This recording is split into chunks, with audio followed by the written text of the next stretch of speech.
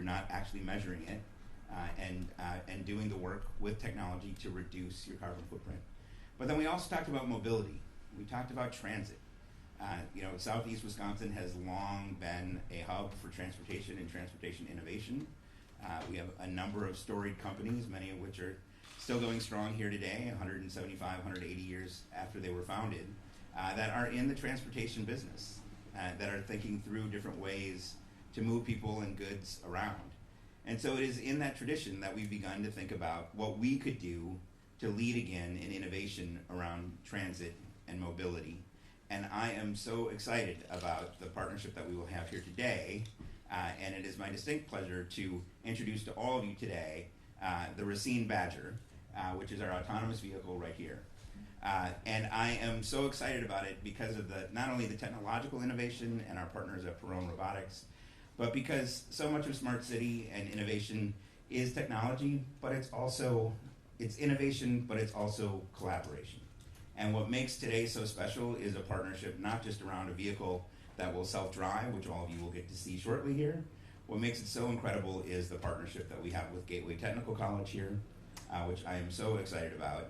So not only will we have an autonomous vehicle here, but there will be a way for students and faculty to interact with that vehicle and learn from it and get city residents an opportunity to learn about an emerging industry. And as a proud UW-Madison graduate, I am so thrilled to introduce UW-Madison as part of this partnership to bring the autonomous vehicle here. I am really thrilled to have this partnership here. I believe it's the first time UW-Madison and the city of Racine have had a partnership like this. I remember a couple years ago after the conference talking to some of the faculty at UW-Madison and seeing some of the technology that they were experimenting with and saying, why don't you come to Racine with that? Why don't we try that in the city? And what makes it so exciting about where we will start and where we hope to grow is we will start down here in the parking lots and on Pershing Park Drive. But the ambition is to make the city itself a laboratory for experimentation on this emerging technology around mobility and transit. And so we will get to work with two great educational institutions and the city to improve the lives of our residents, to innovate, to experiment, to move people around in adherence with the values that we all share. So I am really proud to be here at this moment. This is a couple years of work. We probably would have been here a little bit sooner had it not been for COVID. But we are so excited to have each and every one of you here. We've got a great presentation that you will hear from coming up. And I am also just really excited to then say when we're done here, people will have an opportunity to be in the autonomous vehicle and see what that's like. So don't miss that chance. It is a great opportunity to talk about mobility and things that we can do on city streets and on state streets and state highways. One of the great things about our downtown is it has several state highways running through it. And so if you're going to have any chance of success on innovation at this level, you also need a good partner in the state of Wisconsin. And so it is my distinct pleasure to introduce to all of you today a hometown person coming home, Secretary Thompson with the Wisconsin Department of Transportation. Secretary?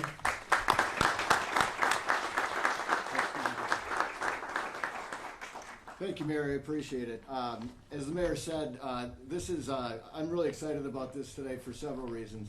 One, having grown up in Racine, any excuse to be able to come back here, I always enjoy doing that.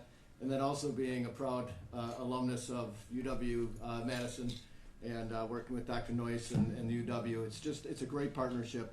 And this is really exciting, some of the things that we're going to be unveiling today and moving forward. You know, when I first started at the department, one of the first things we did is underwent a reorganization of the department, and for numerous reasons, but one of the most specific reasons was, from my standpoint, with the changes that are coming to us in the United States and across the world, connected and automated vehicle technology, AI, all of these different things, that we needed to be more intentional. So we created the new Division of Budget and Strategic Initiatives, and Brad Baston from the DOT with us is there here today, and as part of that initiative, we've created an internal Connected and Automated Vehicle Technology Committee, and the mayor is, well actually, we have an internal one, then we've created an external Connected and Automated Vehicle group the mayor is on, and we have people from all over the state. And then we have worked with our 10 Midwestern states here in the Midwest to form a Connected and Automated Vehicle technology group there as well. So we take this technology very important for what it can mean. You know, many people think about connected and automated vehicle technology as something that's far off in the future. But as today's going to demonstrate, the future is now.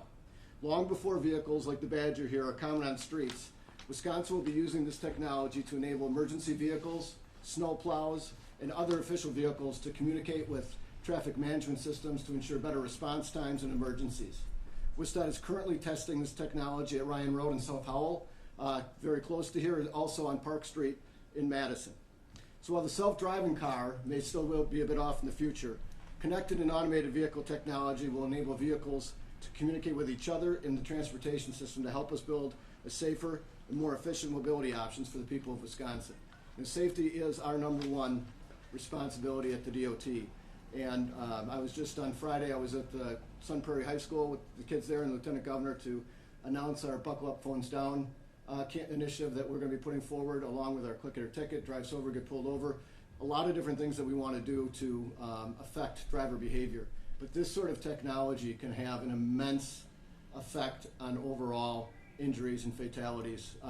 One of the unfortunate things I get to do in this job is every single day I look at what our fatality count on our roads is, and I'll tell you, as of today, it's 488 so far this year in Wisconsin. Every one of those is preventable, and hopefully through driver behavior in the short term, we can bring that down. But this type of technology has the ability to bring that down to zero eventually. So the future of CAV technology in Wisconsin is exciting to think about. CAV has the potential to help address many of the transportation challenges we face today. It can anticipate and prevent driver error and help manage the flow of traffic in ways that will lead to fewer crashes, injuries, and deaths, as I just talked about. CAV makes many new kinds of mobility options possible, for example, by enabling transit systems to expand service or provide automated ride services. And the use of CAV by business and industry will make new forms of economic development possible. And the new mobility options CAV has the potential to make available may better meet the needs of Wisconsin residents who are often underserved by our current transportation system, promoting greater equity and more inclusive communities. So to prepare for this future, we have to start by getting ready today.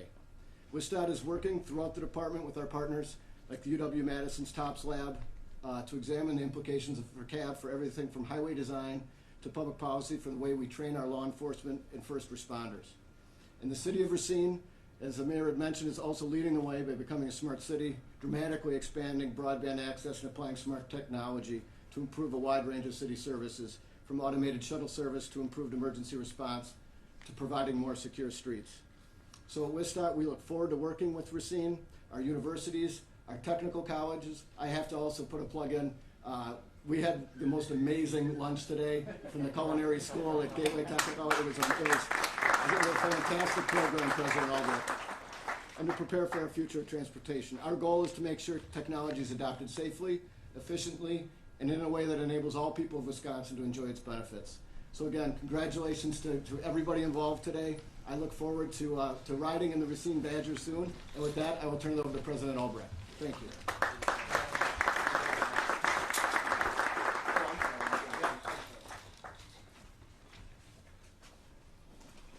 Good afternoon, everybody. I am not President Albrecht, but I'll introduce myself here in a second. So Secretary Thompson, Mayor Mason, President Albrecht, friends, colleagues, and even my research colleagues here from the Wisconsin Automated Connected Electric Shared Mobility Group. Good afternoon. Very excited to be here with you today. I am David Noyce. I'm the Executive Associate Dean of the College of Engineering. And on behalf of our Chancellor, Rebecca Blank, and our Dean, Ian Robertson of the College of Engineering, again, we appreciate this opportunity to be with all of you here this afternoon. I also have another hat. I'm the Executive Director of the Transportation, or the Traffic Operations and Safety Laboratory, as referred to as the TOPS Lab at the university, and we're going to be leading this effort here. So I'm super excited about the fact that both the College of Engineering and my research lab are part of this great program. So we're introducing to you today the Badger. We love the name, obviously. It's a key part of what we'll be working on. I want to tell you a little bit about some of the thoughts we have and how we propose to get the Badger rolling here in the city of Racine. But let me just give you a little bit of background about us. So the University of Wisconsin, the College of Engineering, has been research leaders in the development of autonomous and automated transportation for actually quite some time, much more than just the introduction of this device today. And notice I used the word autonomous and automated. And there's a slight difference there. So before we can have the Badger being fully autonomous, we have to make sure it's automated. Right? We're going to have to, and part of what we're going to be doing, and I'll tell you about that here in a second, is making sure that this thing will think like all of us and make sure the Badger can drive safely and efficiently across the system. And that's a lot what we'll be doing here with our partners at Gateway.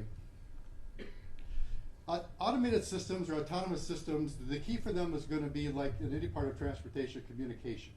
Right? And you think about communication, we're going to talk about the technology and so forth, but if you think about it, communication is a key part of all of our transportation systems, and we'll be focusing on that as the vehicle communicates with other vehicles, communicates with the infrastructure, communicates with other road users, and with the traffic control, and how's it going to operate with the traffic signals and the systems that exist throughout our communities. So for decades, the College of Engineering at the University of Wisconsin-Madison has been leaders in this transportation communication research as well, and that's going to be, again, a key part of what we do. One example, if I can just sidetrack a little bit, that I'm sure most of you have noticed is permissive left turns and the flashing yellow arrow. Right? Everybody know those now? Right? So that is something we developed beginning with our research program. And it may seem kind of trivial to most as an operator, but it truly was a way of better communicating with drivers. It's reduced fatalities, it's number of crashes and so forth, and it's made the systems more efficient. So we hope to bring the same type of technology advancements here with the Badger as we move forward here. So currently we're developing and testing many ideas.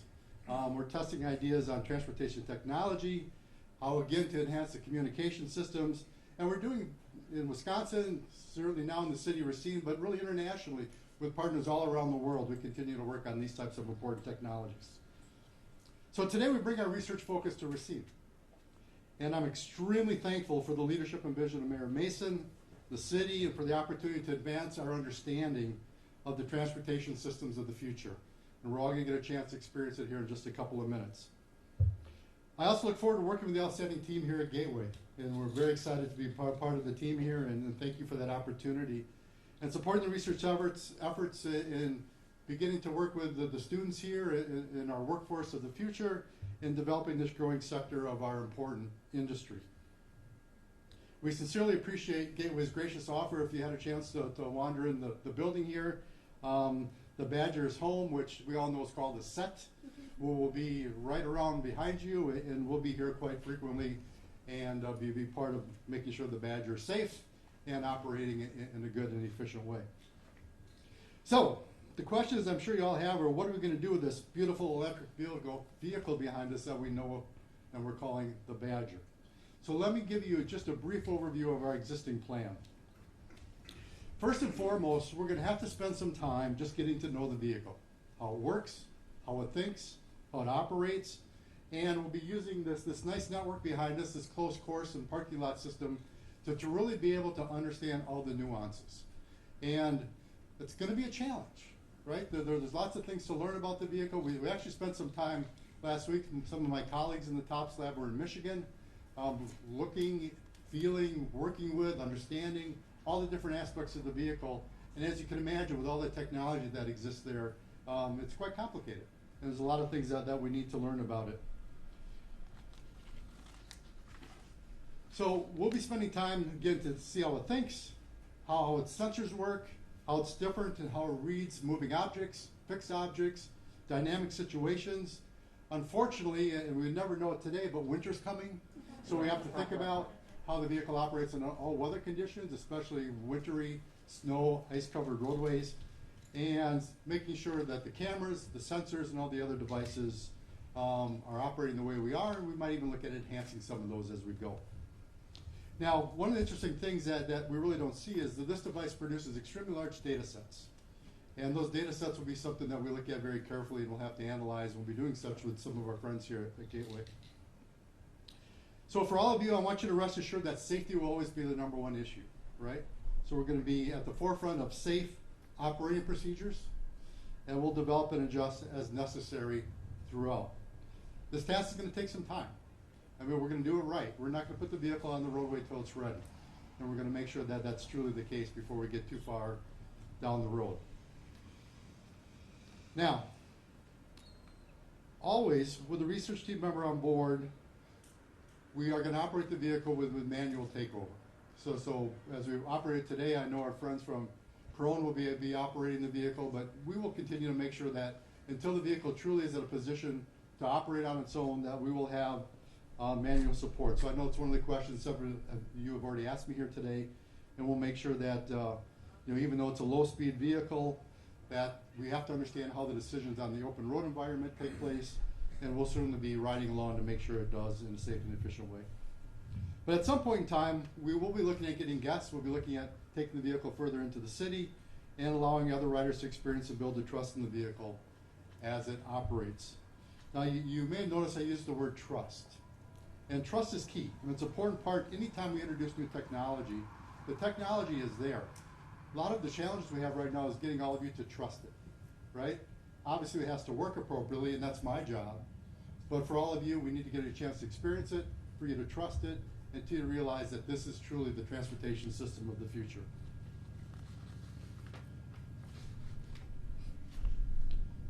So I want you to be, or rest assured, if you will, that UW-Madison, and my colleagues here in the research community, my colleagues here at Gateway Technical College, and so forth, will be involved at every step along the way. And we're truly excited about getting this vehicle on the road and moving in that direction. So one of our early tasks will include the collection and analysis of extremely large data sets, as I mentioned, and that's one of the first projects we'll have with Gateway Community College here, as I mentioned a moment ago, and that's working with the students at Gateway and helping us analyze some of those technologies and analyze some of the data. And I know there's even some talk about introducing some capstone projects and so forth, within the groups here. So we're really looking forward to doing that. So in conclusion, today for us is truly a transformative moment. And hopefully for all of us in Wisconsin transportation in general, is getting this first truly automated, soon-to-be autonomous vehicle on our roadway systems. So in addition to reinforcing our national leadership role in automated vehicle technology and development, the City of Racine, Wisconsin DOT, Gateway Technical College, our research partners, and we ACES also open the door to new partnerships with industry, attracting new industry to here to Racine and Wisconsin, and helping create the workforce of tomorrow who will live in an electrified, automated transportation world. So thank you for allowing me and my research colleagues and partners at the University of Wisconsin-Madison to be part of this great day, and look forward to having you all on the Badger. Thank you.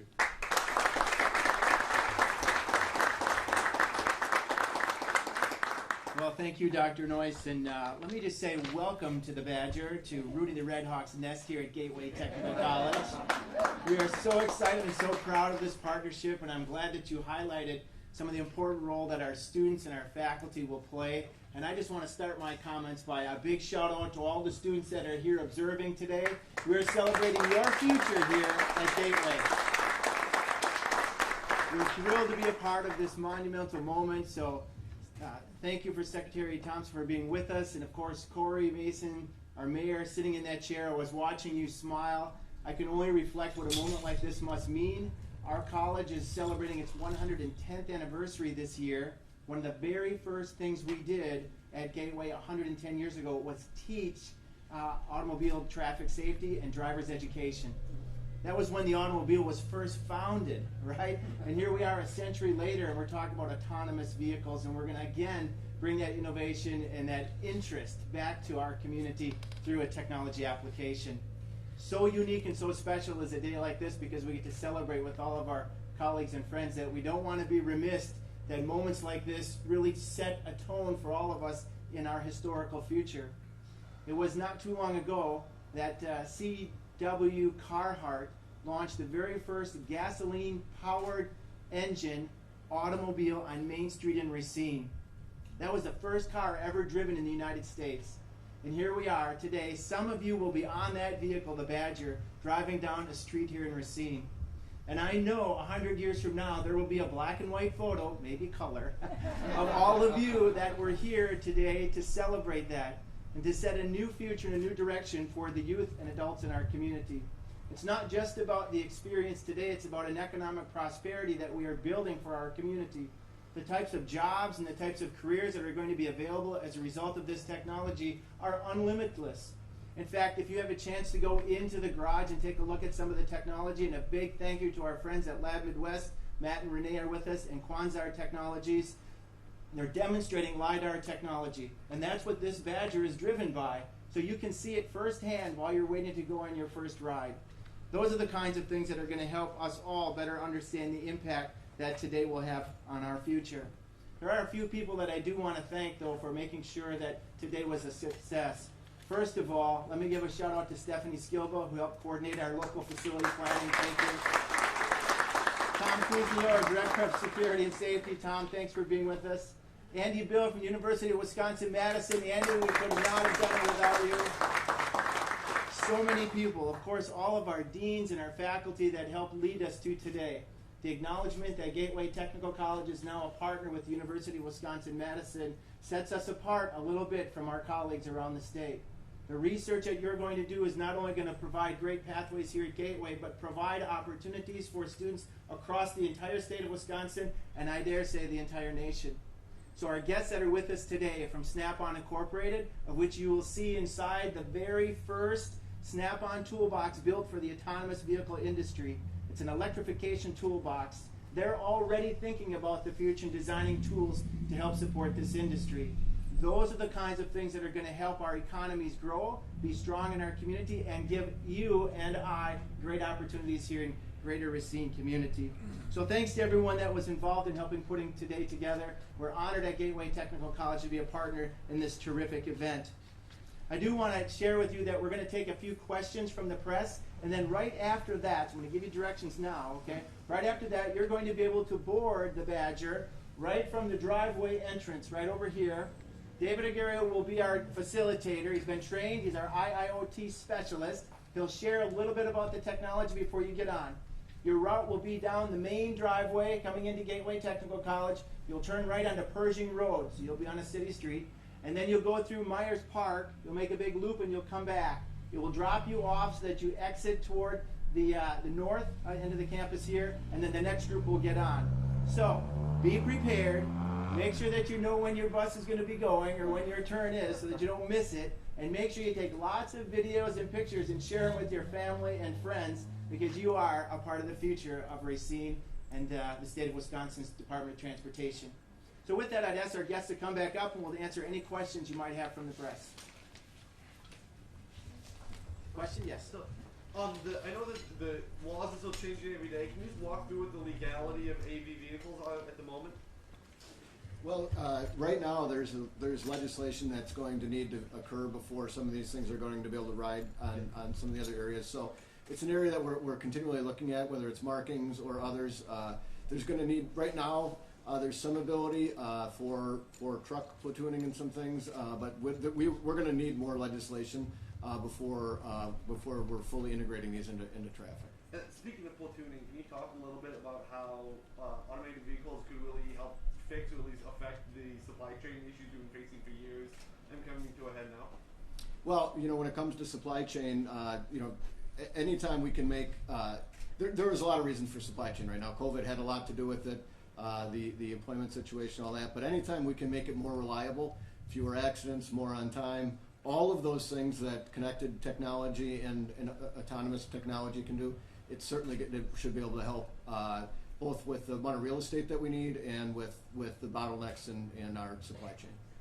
Secretary, how do you see vehicles such as this one more fully developed? How do you see them reducing the number of traffic crashes, especially fatal ones?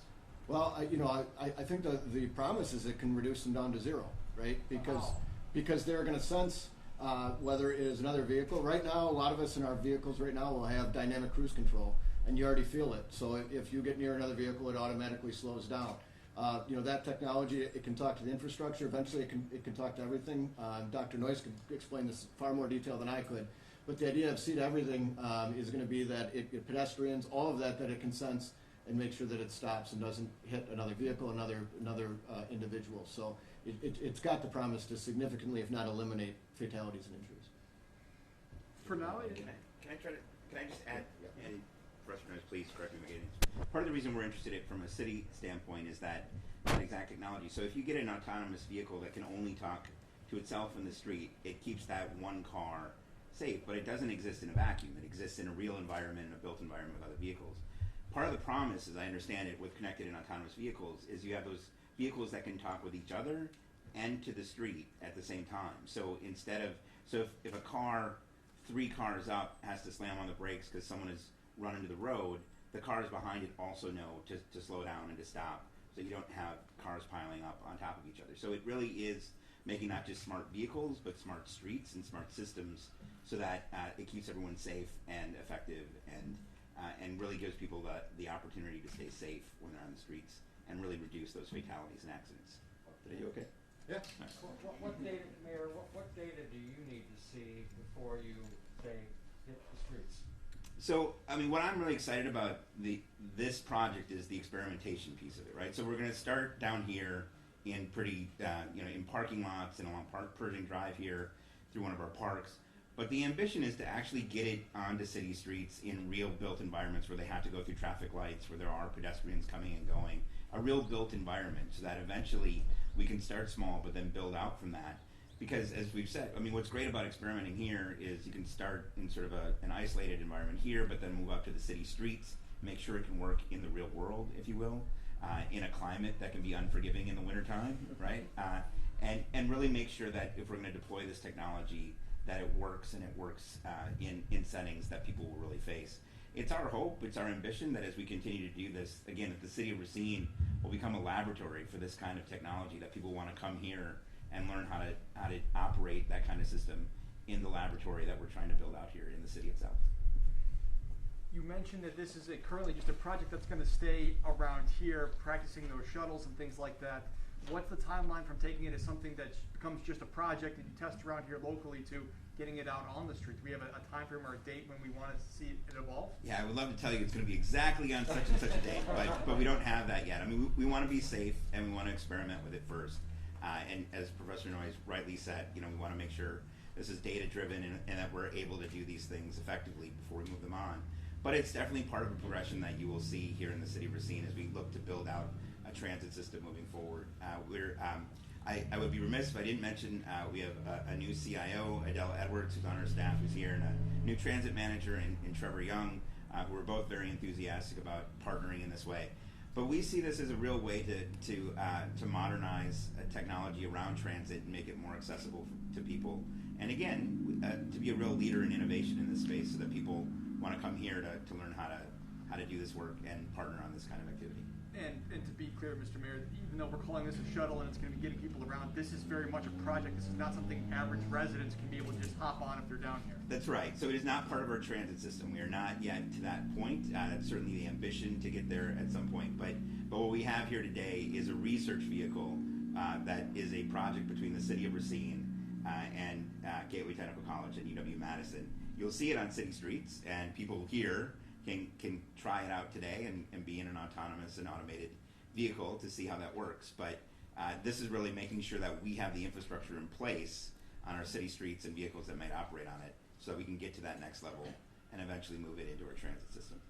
My next question is from someone who worked on this machine. We're seeing what is close to a finished product. It's a prototype. People are going to be like, wow, this looks really cool. But this was hundreds of hours, I'm assuming, of work, labor, blood, sweat, and tears. Can you talk a little bit about what it took to get you from there to where we are today? Sure. I mean, I can't speak for the actual makers of the vehicle, but I will tell you that this technology has been explored, it's been implemented. There are a number of automated autonomous type vehicles that exist like this, not only with Perone but across the industry. But part of what we're trying to do is, we have to remember what we're trying to get these vehicles to do is replace what's between our ears up here, right? They have to think like the human driver does. And that's where we're working with the technologies and so forth to help better understand how that works, and where we still have challenges that we need to fill in along the way.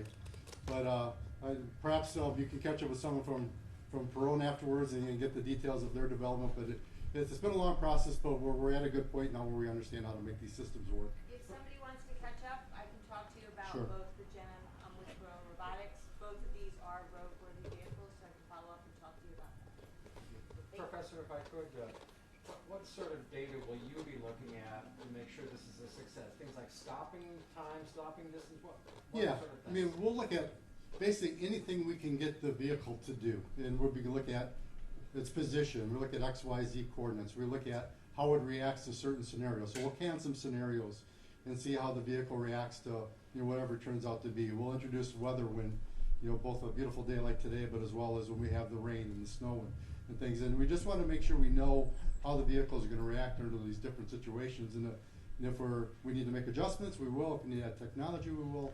We'll just see how it goes as we continue to investigate.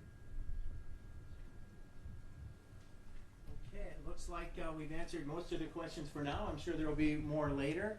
It is now time to go for a ride, so I'm going to ask our guests to line up first, and we're going to give them the first ride on the autonomous vehicle, the Badger. Thank you, everyone, for coming today.